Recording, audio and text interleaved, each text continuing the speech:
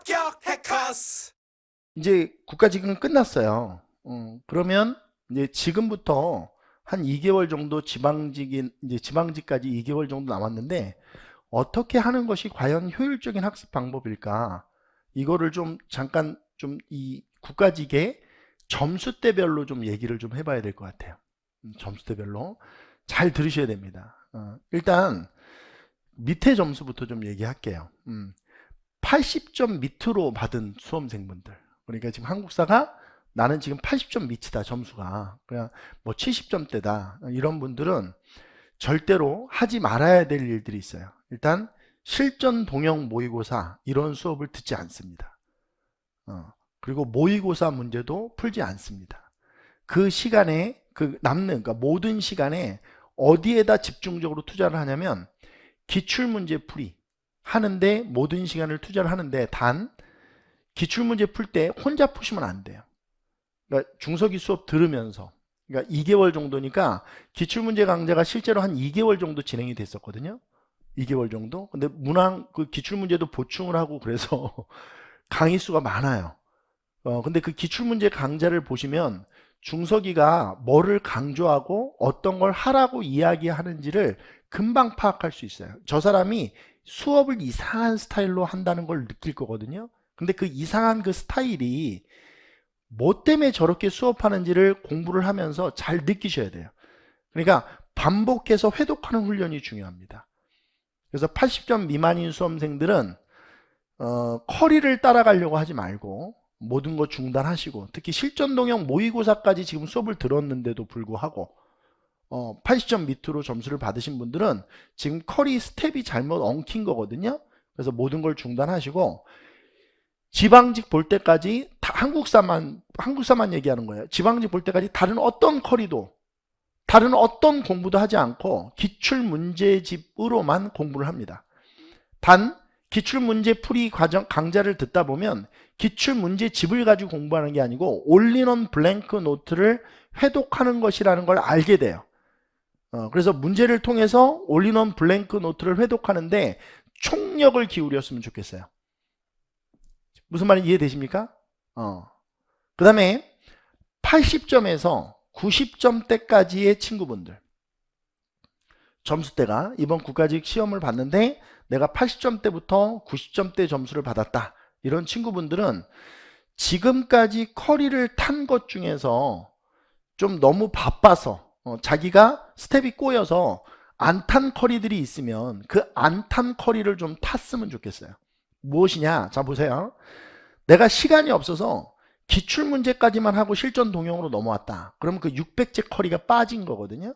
그 600제 커리를 수강을 좀 하셨으면 좋겠어요. 근데 600제 커리도 기출문제 커리와 같이 사실은 올인원 블랭크 노트를 계속 회독하는 커리거든요. 근데 기출문제보다는 문제가 좀 난직지가 않죠. 낯설죠. 그 낯선 문제들을 가지고 한번 해보라는 거예요. 회독을. 그래서 80점에서 90점까지 그 점수대를 획득하신 분들은 600제 커리를 좀 추천을 드린다. 600제. 그리고 제가 이게 말하는 것 중에서 오해하시면 안 돼요. 저는 지금 얘기를 하는 거지 본인이 결정은 본인이 하셔야 돼요.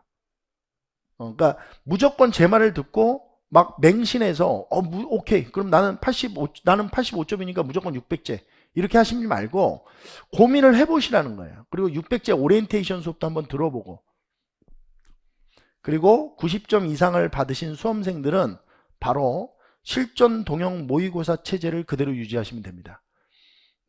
단 지금 80점에서 90점대까지 받은 친구분 중에서 나는 600제 커리를 타면서 실전 동형 모의고사를 같이 병행하고 싶다. 좋죠. 시간이 확보될 수 있으면 그렇게 하라는 거예요. 근데 한국사에 할애되는 시간이 확보가 안 되는 친구들은 너무 무리하지 마시고 600제 커리를 타시고, 그리고 90점 이상으로 받으신 친구분들은 실전 동형 커리로만 계속 가라.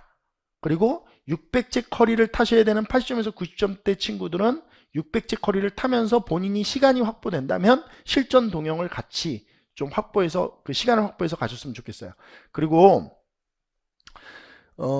제가 현장에서도 얘기를 하는데요. 현장에서 이 수업을 듣는 것과 수강을 하시는 것과 인강으로 수강을 하는 것은 어떻게 표현하면 좋을까요? 영화를 보는 것과 뮤지컬을 보는 차이예요. 그 약간이 아니죠. 많은 차이가 있거든요. 그러니까 좀 시간이 여력이 되시면 현장에서 수업을 들으셨으면 좋겠어요.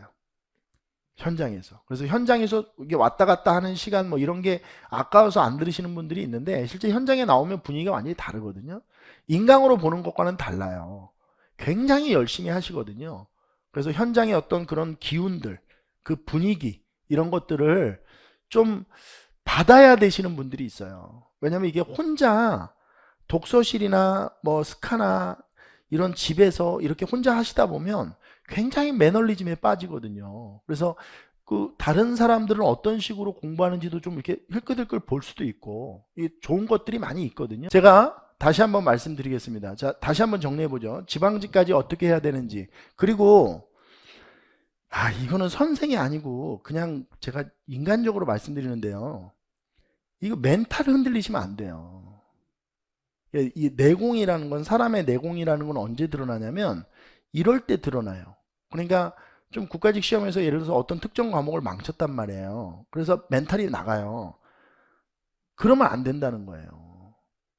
물론 힘든 일이라는 걸 압니다. 그러나 여러분들 잘 다잡고 우리 또 다시 한번 얘기하지만 직렬에 따라서 좀 다르지만 지방직 있잖아요. 그 지방직까지 어떻게 해야 될지 고민하시고 오늘 하루는 좀 푹 쉬시고 또 지방직 대비를 좀 열심히 어떻게 하면 좋을까 고민을 좀 해보셔야죠.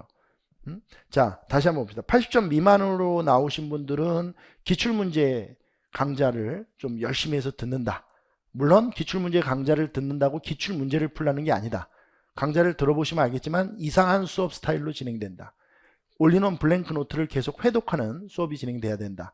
그 다음에 80점에서 90점까지는 600제 커리를 좀 타는 게 좋다. 단 600제 커리를 타면서 실전 동형 모의고사로 실전 감각을 유지하고 싶으신 분들은 시간이 확보되는 선에서 병행을 하셔라.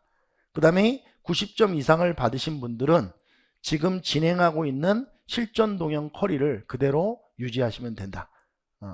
자, 시험 보시느라고 수고하셨고 저는 오늘 라이브 해설 여기까지 진행할 수 있도록 하겠습니다. 이어서 우리 해커 선생님들 지금 신민희 선생님, 그 다음에 비비안 선생님, 그 다음에 계속 뭐 행정법 신동훈 선생님, 그 다음에 회계학의 정윤돈 선생님 계속 지금 대기 중이시거든요. 여러분들 라이브 방송 끊지 마시고 이어서 다른 강좌 라이브 방송도 시청해 가면서 여러분들 좀 이렇게 멘탈도 좀 관리하고 그렇게 하셨으면 좋겠습니다. 저는 해커스 공무원학원에서 한국사를 수업하고 있는 이중석입니다. 해설 방송 여기서 마칠 수 있도록 하겠습니다. 고맙습니다.